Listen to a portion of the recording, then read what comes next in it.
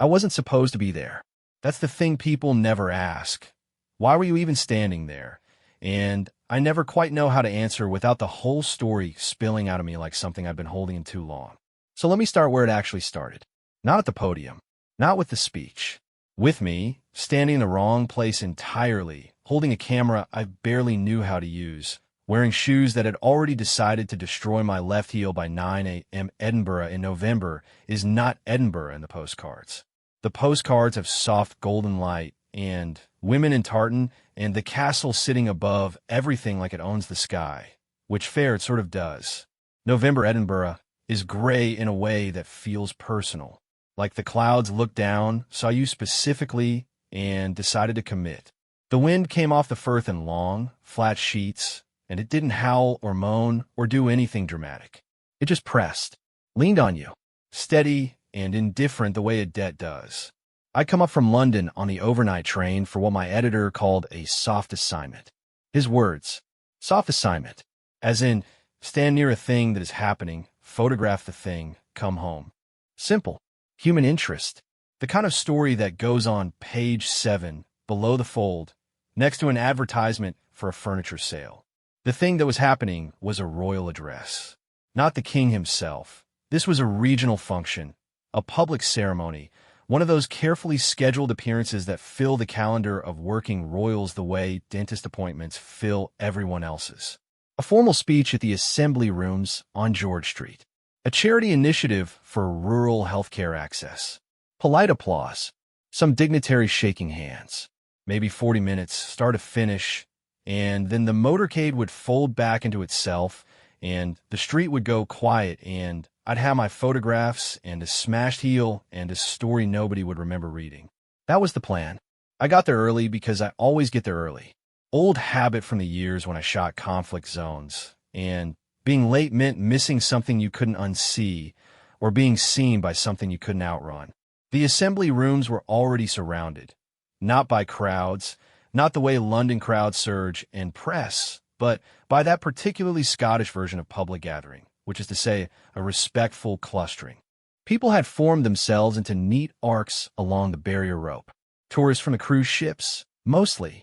A school group in matching anoraks, orange and terrible. A few locals who'd come out of genuine curiosity and were trying not to look too curious about it, because looking too curious is not something Edinburgh people do in public. I found a position near the left side of the temporary platform, close enough to the steps that I'd catch anyone coming up or going down, far enough back that I wouldn't end up in anyone's security blind spot. Good sight lines. Direct angle on the podium. I settled in, checked my lenses, and waited. A woman standing next to me, 60s, green wax jacket, the kind of walking boots that have seen actual hills, turned and looked at my camera bag with the expression of someone pricing it involuntarily. Press, she asked. South London Tribune, I said, which always sounds slightly absurd in Scotland. Like announcing you're from a planet with slightly different gravity. She nodded as though that explained something unfortunate about me, and went back to looking at the platform. The platform was standard issue. Low, stable, dressed with 2 flags, the Union and the Scottish Saltire, and a single podium with a microphone adjusted for someone roughly 6 feet tall. Beside the podium, slightly behind, and to the right, a small table with water in a crystal glass.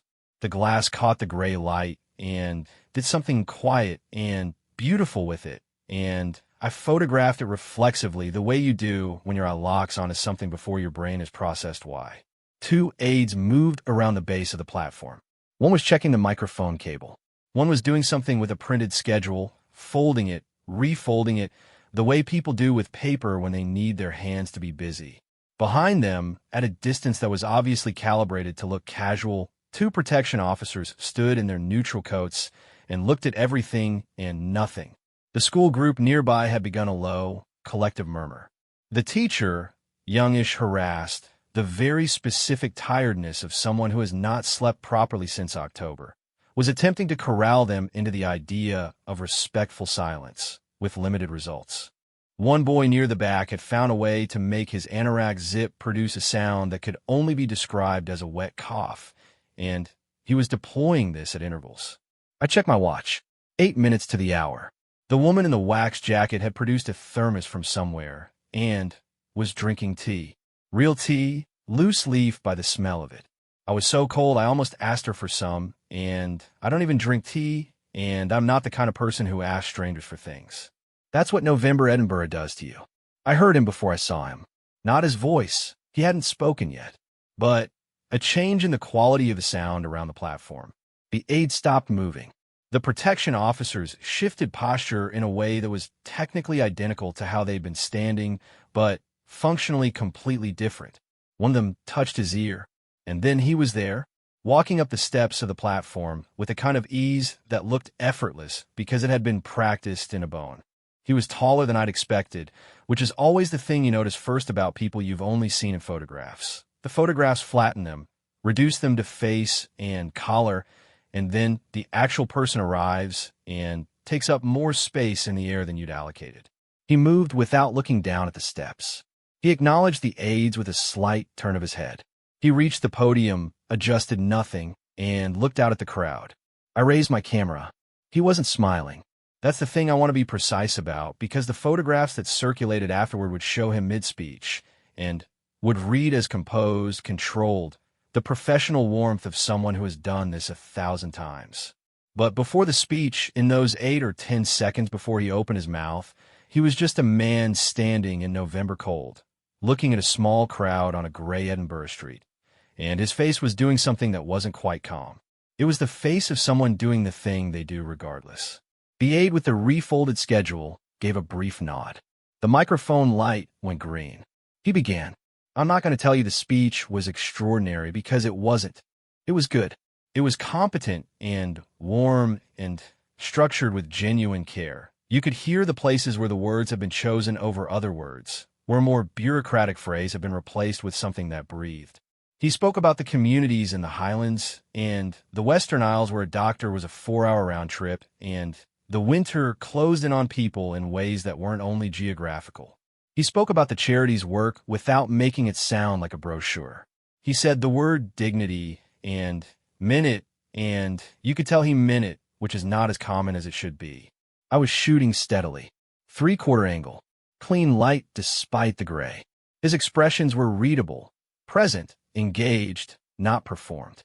And then, approximately 6 minutes into the speech, he shifted his weight. That's it. That's the whole physical fact of what happened. He shifted his weight from his right foot to his left. A small lateral movement, barely perceptible, the kind of micro-adjustment the body makes when it has been standing in one position for a few minutes and gravity has begun to make its case. He didn't stop speaking. He didn't look down. His hands, resting on either side of the podium, didn't move. But the speech paused. Not a long pause. A breath's worth. Maybe one beat more than a breath. The kind of pause that could have been deliberate, a rhetorical rest, a moment for the previous sentence to land, and might have been interpreted as exactly that by anyone who wasn't watching the way I was watching, with a camera trained on him, with the particular sharp attention of someone looking for the picture inside the picture. I got the shot, not the shift itself. The body was already resettled before my finger moved. I got the aftermath, the half second in which his eyes, having tracked briefly down and then back up, refocused on the middle distance above the crowd. Not on us, past us, on something that wasn't there, or on the inside of a thought that had briefly surfaced and been returned to wherever he kept such things. His jaw was set slightly differently than it had been before. Not tighter, just set. The speech resumed without a seam. Nobody around me had noticed anything. The woman with the thermos was still drinking her tea. The school group had achieved a temporary truce between the teacher and the anorak zip. The protection officers had not moved. I stood there with my camera and felt the peculiar sensation I sometimes get in moments of witness, which is not exactly excitement and not exactly dread, but something that sits between them like weather. I had just watched a man hold something in public in front of a crowd, perfectly, and the crowd had seen only the speech. I had seen the pause, and now I needed to understand what the pause was. The speech ended cleanly, the way it had begun. Applause, genuine, if not overwhelming. The aides moved in at the edges. He stepped back from the podium, exchanged a few words with a woman in a dark coat who I later learned was the charity's director, and smiled at her with the kind of warmth that comes from actually listening to someone rather than simply waiting for them to finish talking. Then he was moving down the steps toward the small cluster of local officials and representatives who'd been positioned to his right for the post-speech handshakes. His protection detail reformed around him without appearing to. I was already moving to, repositioning for the handshakes, which were going to be the photographs my editor actually wanted, the human contact, the connection, the safe warmth of a royal, touching civilian hands. But I kept thinking about the pause. 6 minutes in, the weight shift, the brief cast of the eyes, the jaw reset. I'm not a person who constructs narratives from small data. I spent too many years in places where constructed narratives got people killed. You watch, you record, you report what you actually saw. You do not decide what things mean before you understand them. But I had been photographing people for 19 years, and what I had seen in those 2 seconds at the podium was not a rhetorical pause. It was the pause of someone who felt something arrive, some thought, some physical sensation, some sudden press of a thing they carried, and made the choice in real time, in front of everyone, to hold it, and then kept going. I thought about that for the rest of the morning, through the handshakes and the photographs and the terrible courtesy pastry someone handed me that was allegedly a shortbread, but was actually more of a structural material, through the slow dispersal of the crowd and the folding up of the barrier ropes and the departure of the motorcade. I thought about on the train back to London, watching the border country flatten into the Midlands, the camera bag on the seat beside me, my smashed heel finally free of the shoe. I thought, what does it cost to hold something in front of everyone? And then I thought, what would we do if we ever actually knew the photograph ran on page 11, not page 7? My editor, a man named Jeff who communicated primarily in single-word emails and the occasional guttural sound of approval, had bumped it. He didn't explain why. He never explained anything. He just sent me a message that said page 11, above fold, and then a separate message 6 minutes later that said good work, which from Jeff was approximately equivalent to a standing ovation and a small trophy. The photograph showed him mid-speech, mid-breath, technically, with his hands flat on the podium and his eyes at that particular angle that wasn't quite the crowd. It was the moment just after the weight shift, the moment of resettlement, the moment where whatever had surfaced was already being pressed back under. The background was soft. George Street behind him, the gray stone buildings dissolving into the gray sky in a way that made the photograph feel larger than it was, more solitary. It looked like a man in the middle of something that had nothing to do with the speech. A few people commented on it. Not many. This wasn't a photograph that announced itself or demanded anything.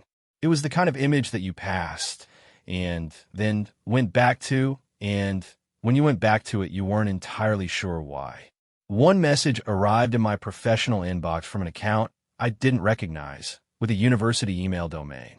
It said simply, the expression in the 11/7 photograph, is that from before or after he paused? I stared at that message for a long time. I had not mentioned the pause in my caption. I had not written about it anywhere. The caption read, name redacted per editorial policy, delivers remarks at the Assembly Rooms, Edinburgh, in support of Rural Healthcare Access Initiative, November 7th. Somewhere, someone watching a photograph had seen the same thing I'd seen and had come looking for the explanation. I wrote back, after. They replied, that's what I thought. And then nothing. No follow-up. No explanation of who they were or why they'd looked that closely. Just that exchange, sitting in my inbox like a small stone someone had left on a doorstep. I went back to Edinburgh 3 weeks later. Not for work or not officially. I told Jeff I had a lead on a separate story, which was true in the sense that I had a question I couldn't stop turning over, and questions of that sort are almost always the embryonic shape of a story, even if you can't yet see what the story is. I talked to people. I talked to the woman who'd organized the event for the charity, the director in the dark coat, who was careful and warm and gave me nothing beyond what the press office had already released. I talked to a junior aide who'd been on the platform, who was technically not permitted to speak with press, but was also 23 and slightly lonely And who talked in the way of people that age when someone treats them like they have useful knowledge, which they always do? The aide, I'll call him Callum because that was not his name, told me the schedule had been tight. There had been a late change in the running order, something logistical, which had added approximately 12 minutes of standing in a cold room before the address began. He told me the room they'd waited in was overheated, the kind of institutional overheating you get in old Scottish buildings where the heating system has two settings, off and volcanic. He told me the water glass on the table beside the podium had been placed there specifically because the previous week, at a different engagement, the same gentleman had experienced what Callum carefully called a minor physical moment. His exact phrasing, deployed with the restraint of someone who had been told to use it during a long indoor address. I asked, what kind of physical moment? Callum rearranged some papers on the desk between us. He's been keeping a very full schedule, he said. This time of year, it tends to compress. He refolded his hands. The weights shift during the speech, I said. You were on the platform. Callum looked at me. You noticed it, I said. Lots of people shift their weight, he said, which was not a denial of anything. The pause, I said. Did you notice the pause? A long, careful moment. Outside the window, Edinburgh was doing its rain from the side thing. He's very good, Callum said finally. Continuing, I sat in a cafe on Rose Street for an hour after that, drinking coffee that was better than it had any right to be, and thinking about what very good at continuing actually meant as a description of a person. It meant he has had to practice it. It meant the pause was not an anomaly. The pause was what happens when the practice thing briefly fails, and the practice thing picks itself back up and continues, and the crowd sees a speech and not the failure and not the recovery. It meant there were other pauses, probably, almost certainly, that the pause I'd photographed the aftermath of was not the first time this had happened, and that somewhere in the infrastructure of people around him, there was a protocol. There was a water glass. There were careful words like minor physical moment deployed by people paid to have the right careful words. I thought about the school group, the boy with the anorak zip, the woman with the thermos, all of them watching a man give a speech about dignity and healthcare access in rural communities, all of them hearing the words, all of them unaware that the man saying the words was doing two things simultaneously, saying the words and holding something in. I thought about what we require of certain people. What we have always required, that they stand in front of us and be the version of themselves we need them to be, which is upright, composed, continuous, that they absorb whatever is pressing inside them, illness, grief, fear, exhaustion, the simple treasonous wear of a body that has been standing in cold rooms and overheated rooms and speaking into microphones for decades, and give us the speech. And we watch the speech. And we go home, and if we're lucky, one photographer is standing at the right angle, shooting at 3 frames per second, and catches the 2 seconds in which the practice thing briefly slips, and then catches itself and continues. The photograph had been taken at 11:07 a.m. I knew this because the metadata said so. I had the sequence on my laptop, not just the one that ran. The full burst, 43 frames taken across about 14 seconds around the moment of the pause. I'd looked at them before. I went back and looked at them again that evening in my hotel room. Frame 1 through 18, the speech steady, his hands consistent, his eyes tracking across the crowd in the measured arc of practice public address. Good posture, the jaw relaxed. This was the version of him that the crowd saw. Frame 19, the weight shift. You can see it, a slight compression in the left shoulder, a faint lateral drop. Nothing dramatic. Half an inch, maybe. Frame 20, the eyes. They tracked down briefly. Not at the crowd. Not at his notes. There were no notes. Down. At something internal. At whatever had arrived. Frames 21 through 23, the pause. In still photographs, a pause is invisible, but the expression changes across these 3 frames in a way that is distinct from the normal micro-expressions of speech. The face is a thing that is not rhetorical. The jaw sets. The eyes go to that angle above the crowd, the unfocused one. Frame 24, the return. The eyes come back. The jaw releases fractionally. The hands, which had not moved, somehow look more deliberate, more chosen.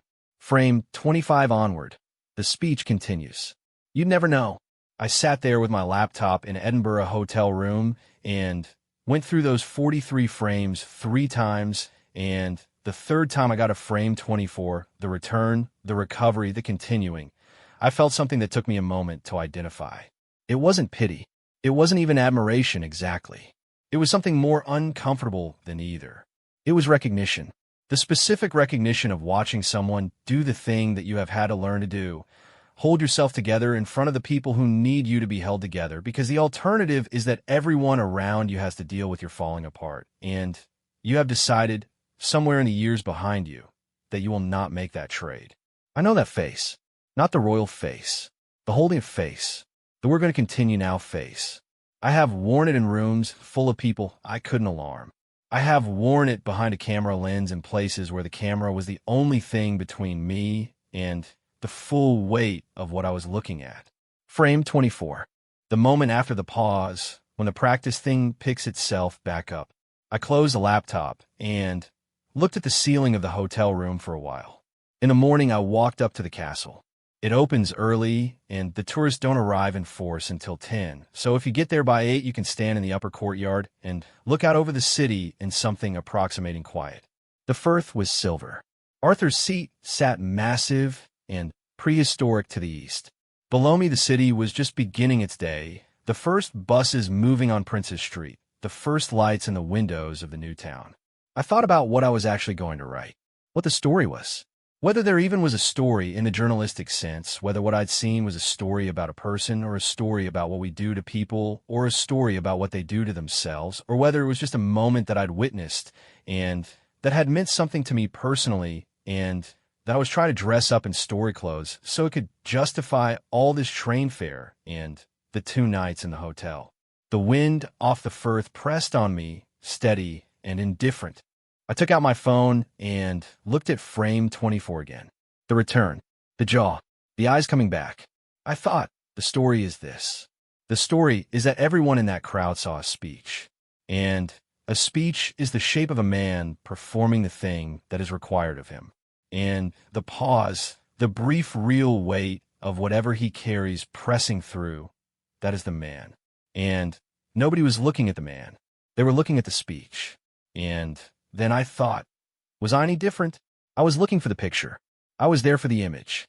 I am now constructing a story around a 2-second pause in a speech that nobody else noticed. Am I looking at the man, or am I just looking for a better version of the picture? I didn't have an answer. I still don't, entirely. I put my phone away and stood at the castle wall and watched Edinburgh become a day. The story I wrote was not the story I thought I was going to write. That happens more often than anyone in this profession likes to admit. You go out with a question, and you come back with a different question, and if you're honest with yourself, and being honest with yourself is a discipline, not a default, you publish the different question and let the original one sit in the drawer with all the other ones you couldn't answer. What I wrote was about the ceremony of public appearances, about what they're for functionally, not in the obvious sense of they are for showing the face of the institution, though they are for that too, and everyone knows it, and that's fine. But in the less examined sense of what they require from the person inside the ceremony, what the transaction actually is, what we are asking when we line up behind a barrier rope in matching orange anoraks and wait for someone to step onto a platform and speak words at us. Jeff ran it in the Saturday supplement. It ran long, longer than he usually allowed, and he only cut 2 paragraphs, which from Jeff was practically a declaration of love. The photograph ran with it. Frame 24. Not the one that had run on page 11, a different one from the same burst slightly earlier in the sequence. Frame 22. Technically, the one where the eyes are already going to that unfocused place, but the jaw hasn't set yet. The one that looks most like the inside of a thought. I sent a copy of the supplement to the university email address that had messaged me. No explanation, just the attachment. The reply came back 2 days later. Thank you. I think you looked at him. I've thought about that sentence a lot. I think you looked at him. As opposed to what? As opposed to looking at the role, the title, the speech, the carefully positioned symbol of institutional continuity that the role and the title and the speech are all designed to project. There is a version of the story that is only about spectacle and deference and the machinery of monarchy. And that version is real. It exists. It has teeth. And a lot of intelligent people have written it better than I could. I'm not arguing against it. Institutions are not people. Power is not suffering. These are not the same categories, and mixing them up is sentimental and sometimes dangerous. But inside every institution, there are people, and the people inside this particular institution are required, more than almost any other people in public life, to perform a version of themselves that is permanent and seamless. They don't get to have a bad interview. They don't get to decline in appearance because they're not feeling well. They don't get to shift their weight at a podium and have anyone notice, because noticing would be a small crack in the whole architecture, and the whole architecture is load-bearing. I'm not asking you to grieve for them. I'm aware they have houses. But I'm asking you to consider what it costs to be very good at continuing. Callum messaged me 4 months after the piece ran. He'd found it online. He said he'd read it twice. He said he wanted me to know that the minor physical moment the previous week, the one that had led to the water glass being placed at the podium, had been more significant than what he described. That there had been a longer conversation afterward, internally, about the schedule. That some adjustments had been made. He said he read the piece too. I asked, what did he think? Callum took a while to reply. Long enough that I started to think the conversation was over. Then, he said, you got the geometry right. I sat with that for a minute. The geometry, not the emotion, not the meaning. The geometry, the shape of it. The spatial relationship between what a person is doing and what a person is carrying, and the distance between those two things, and how that distance is maintained by continuous, practiced, mostly invisible effort. The geometry, right. I thought, that is the most precise compliment I have ever received for anything I have ever written or photographed. And it came through a 23-year-old aide named Not Callum, and I'm going to hold in the same drawer as all the questions I couldn't answer. I went back through my archive after that. 19 years of photographs. I have about 400,000 frames filed in a system that made sense when I built it, and now makes a kind of insane partial sense the way all systems do after they've been lived in long enough. Conflict zones, natural disasters, political summits, state funerals, weddings, protests, the whole geography of public events that a photographer travels toward while civilians travel away. I went looking for other pauses, not in royal photographs specifically, in everything. I found them everywhere.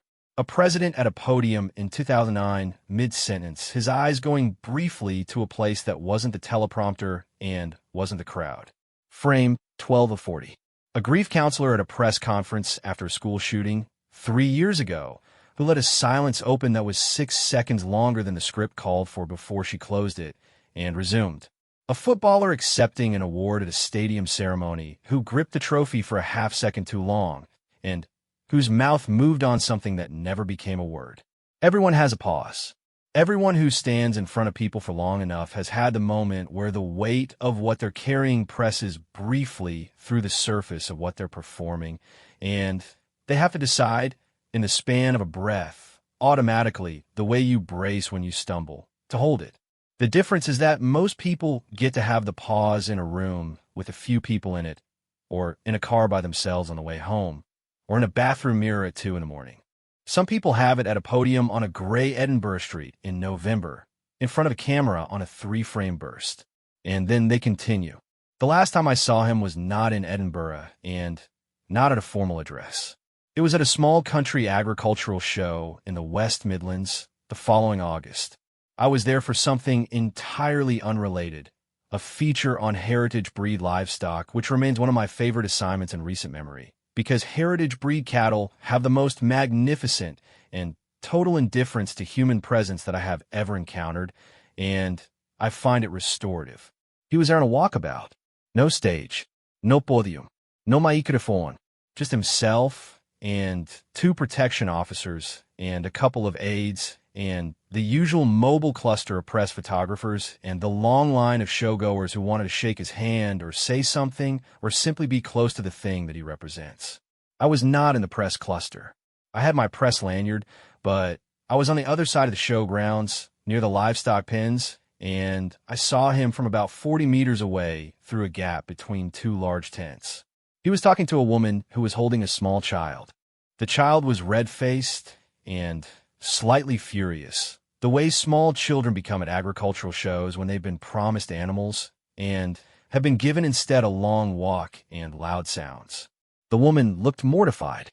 He crouched down to the child's level, a practical move, the kind of genuine adjustment that you make when you actually want to connect rather than appear to, and said something. I don't know what he said. I was too far away, but the child stopped crying. Not immediately. There were a few more experimental heaves. Then quiet. The child looked at him with the total unimpressed evaluation that only very young children and very old cats can produce. Then the child reached out and grabbed his lapel. He didn't pull back. He let the child hold the lapel, and he stayed crouched, and he said something else, and the mother laughed, and the child let go of the lapel, and he stood up and shook the mother's hand and moved on. I had not raised my camera. I don't entirely know why. I had the thing in my hand. The shot was there. The light was good. August gold, late morning, the angle perfect. It would have been a warm photograph, a human one, the kind of image that cuts through the institutional machinery and shows the person inside it. My editor would have loved it. I didn't take it. I watched him move down the line instead. Stop. Talk. Crouch occasionally. Listen with the particular quality of attention that means actually listening and not simply performing it. He shook hands with an old farmer who was wearing a jacket that had last been ironed in the previous century and who clearly had a great deal he wanted to say, and he stood there and received all of it. He looked at a prize-winning ram with what appeared to be genuine respect. At one point he paused, not the Edinburgh pause, not the kind that happens inside a speech, the kind with the weight shift and the eyes going somewhere internal. This was a different pause. He was mid-handshake with a man in his 70s, ex-military bearing, the kind of handshake that is itself a whole conversation. And something the man said made him still for a moment. Not the performance pause of someone choosing their words. The pause of someone receiving something. His face did a thing. A small, unguarded thing. He pressed the man's hand once more, said something low, and moved on. I stood between the tents with my camera hanging at my side, and I thought about frame 24. The return. The practice thing picking itself back up. Here, there was no practice thing. Here there was just him at an agricultural show in August light, crouching for a crying child and receiving something from an old soldier's handshake and pausing when it landed. Not holding it in, letting it arrive. I've been doing this job a long time, and I've developed a fairly robust skepticism towards sentiment, especially the kind that clings to public figures. The machinery around the manufactures sentiment industrially. It is a product, not a truth. But I had now seen this person in two modes. Mode 1, the Edinburgh platform. The speech, the crowd, the practiced architecture. The pause absorbed and managed and continued past. Mode 2, the agricultural show. The actual contact. The child, the farmer, the unguarded thing the face did. The pause that wasn't managed. The difference between those two modes is not the difference between public and private. He was in public both times. It was the difference between performing for and being with.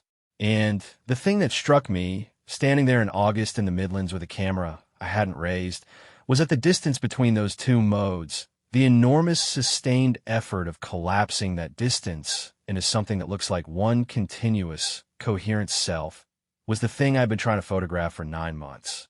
I had photographed the pause. I had not yet photographed the distance. I'm not sure it's possible. My left heel has fully recovered for what it's worth. My editor Jeff sent me a single-word email 3 days ago. Edinburgh? He is apparently interested in a follow-up. A piece about the Rural Healthcare Initiative, 18 months on. Whether the money got where it was going. Whether the speech produced anything beyond applause, and a photograph on page 11. Those are good questions. They're the right questions.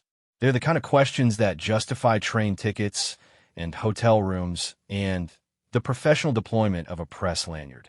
I'm going to say yes. I'm going to go back up to Edinburgh in November because November is apparently just what I do now.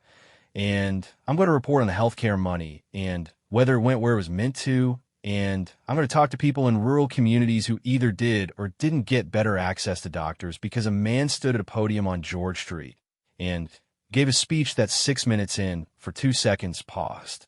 I'm going to do the job, but I'm also going to think about the geometry, the distance between performing for and being with, the practice thing that picks itself back up, the weight of whatever it is that presses through when you shift your weight at a podium and your eyes go somewhere else for a breath, and then you come back and you continue. I'm going to think about what we give them, these people we put up on platforms, what we hand them and then demand they carry for us upright and unfaltering, and what it costs them to carry it, and whether we ever actually look at the cost or whether we only look at the carrying. I don't have an answer, but I have frame 24, and I have the geometry. And somewhere in Edinburgh, it is already November, and the wind off the firth is already pressing on everything steady and indifferent the way a debt does.